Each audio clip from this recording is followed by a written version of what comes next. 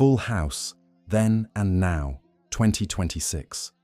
The San Francisco fog of 1987 didn't just carry the scent of the Pacific.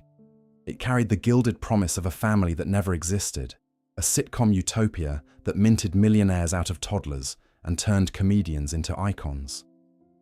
But as the Victorian house at 1822 Steiner Street stands silent in 2026, we must ask, did the fame nourish them? Or did it slowly consume the very souls who taught us the meaning of home? What remains when the studio lights finally burn out and the laughter track falls silent forever? Number 1. Mary-Kate and Ashley Olsen, $13,600,000. The year was 1987, and 2 9-month-old infants were plucked from a sea of twin babies for a single reason. They didn't cry during the audition. Mary-Kate and Ashley Olsen shared the role of Michelle Tanner, the heart of the show, before they could even walk or speak. Their ascent was a fiscal phenomenon. Starting at a modest $2,400 per episode in the first season, their leverage exploded as Michelle Mania swept the globe. By the final season, these children were commanding a record-breaking $80,000 per episode, amassing an upfront fortune of nearly $13.6 million before they hit puberty. They weren't just toddlers. They were a blue-chip commodity in a denim jumper, the youngest self-made millionaires in American history. Fast forward to 2026, and the Olsen twins are the ultimate ghosts of the industry.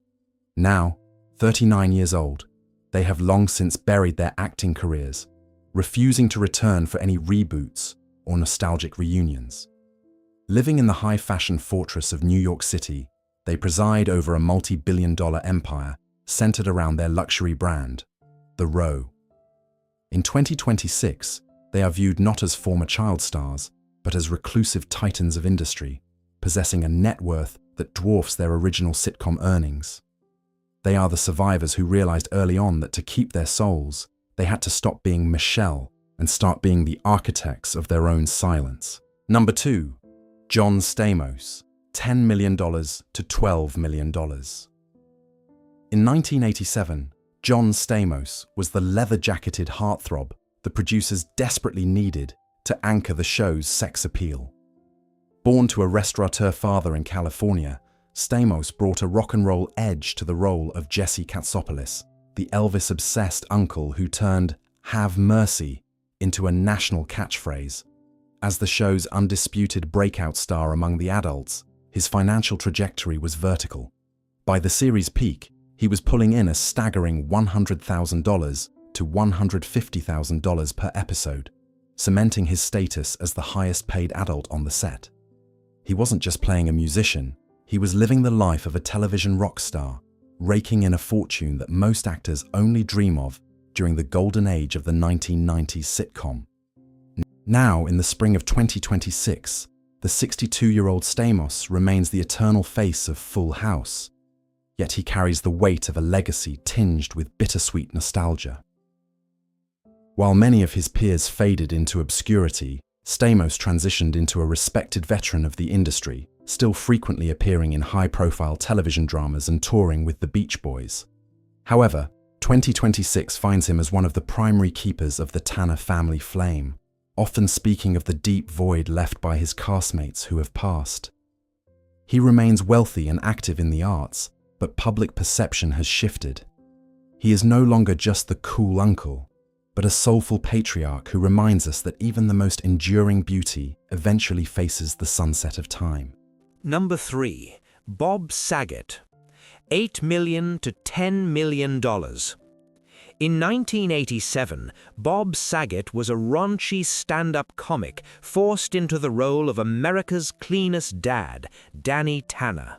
As the show's moral compass, he commanded a salary that nearly matched John Stamos, earning between $75,000 and $100,000 per episode by the series' end. He was the anchor of the household, a grieving widower whose obsessive cleaning hid the immense pressure of carrying a hit sitcom. Saget's wealth was built on the irony of being the world's most wholesome father while remaining a dirty comedian at heart. By 2026, Bob Saget is no longer with us, having passed away tragically in early 2022. He was 65 years old, found in a hotel room while doing what he loved most, stand-up. In the reality of 2026, he is remembered not just as a wealthy TV star, but as the America's dad who left an irreplaceable void. His estate remains a testament to his hard work, but his true legacy is the collective grief of a generation that grew up under his televised wing. Number 4. Dave Coulier, $7 million to $8 million. In 1987, Dave Coulier brought his manic energy and a trunk full of impressions to the role of Joey Gladstone. A stand-up comedian from Michigan, Coulier became the show's primary source of slapstick relief, living in a basement alcove and teaching a generation to cut it out. As a core member of the adult trio, his financial standing was robust, with his salary climbing to an estimated $60,000 to $80,000 per episode by the final seasons. He wasn't just the funny guy, he was a vital pillar of the show's financial architecture, amassing a fortune through the sheer power of his vocal versatility and comedic timing. In the landscape of 2026, the 66-year-old Coulier has largely stepped away from the frenetic pace of Hollywood. After navigating the highs of sitcom fame and the quiet stretches that followed, he has found a different kind of wealth in voice acting and private aviation. While he still makes occasional appearances at fan conventions, 2026 sees him as a survivor of the Full House era, often reflecting on the deep bonds formed in that fictional San Francisco house. He remains financially secure, but his life is now defined by a peaceful distance from the spotlight, proving that sometimes the best way to keep the magic alive is to walk away from the stage. Number 5. Candace Bure, $7 million. In 1987, at just 11 years old, Candace Bure stepped into the shoes of DJ Tanner, the reliable eldest daughter of a grieving household. Born into an entertainment family in California, she grew up in front of millions, transitioning from a preteen to a young woman on primetime television. Her financial growth mirrored her character's maturity. Starting as a child actor, her salary climbed steadily to reach a peak of $40,000 to $50,000 per episode by the 8th season. She wasn't just a sister, she was the relatable face of teenage America, banking a multi-million-dollar fortune before she was even old enough to vote. Now, in 2026, the 49-year-old Bure is a polarizing titan of cable television. She has pivoted from the sitcom stage to become the Queen of Christmas, serving as a prolific actress and executive producer for faith-based networks. While she sits atop a massive financial empire, her 2026 reality is marked by a sharp cultural divide. She is championed by traditional audiences while frequently clashing with modern Hollywood over her outspoken social views. She remains one of the most successful and wealthy alumni of the Tanner house, proving that even a good girl can build a kingdom by sticking to her convictions, no matter the cost to her reputation. Number 6. Jodie Sweetin, $6,500,000. In 1987, 5-year-old Jodie Sweetin stepped onto the soundstage as Stephanie Tanner, the middle child with the sharp tongue and the iconic "How rude" catchphrase. Born in Los Angeles to parents who were both incarcerated at the time, Sweetin was adopted by her uncle and his wife, finding a stable home only to be thrust into the chaotic brightness of Hollywood. Her talent was undeniable, and by the height of the show's success, she was earning a staggering $40,000 per episode. She wasn't just a child star, she was a comedic prodigy whose paycheck reflected a level of success that most adults would never touch in a lifetime of labor. Fast forward to 2026, and the 44-year-old Sweetin is a symbol of gritty, hard-won resilience. Her journey since the show ended was a public descent into addiction and multiple marriages, a stark contrast to the perfect Tanner household. However, in the reality of 2026, she has emerged as a powerful advocate for recovery and a steady presence in independent films and television. While she may not sit on the same mountain of gold as her co-stars, her wealth is now measured in sobriety and a respected voice in the industry. she remains a beloved figure, viewed by the public not as a victim of child stardom, but as the woman who fought her way back from the brink to claim her own narrative. Number 7. Loughlin, $5,500,000 to $6 million.